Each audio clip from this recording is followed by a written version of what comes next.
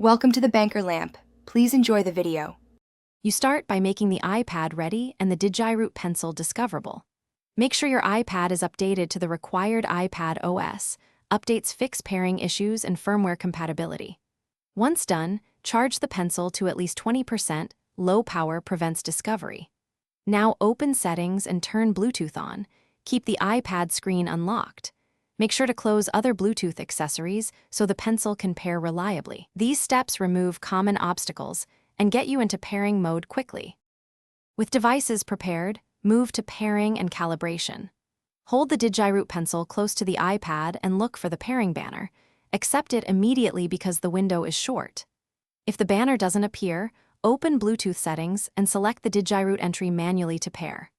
Once connected, test in Notes or a drawing app and calibrate pressure or tilt if the app supports it, because calibration improves accuracy and latency. Repeat quick strokes and pressure sweeps to confirm consistent response across the tip.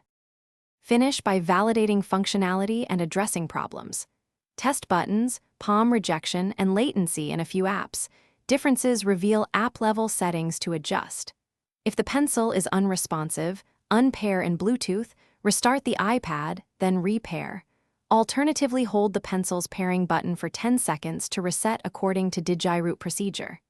If issues persist, open the Digiroot Companion app and apply any firmware updates.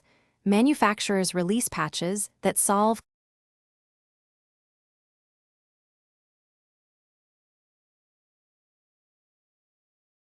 Thanks for watching. If this was helpful, leave a like and consider subscribing. See you next time.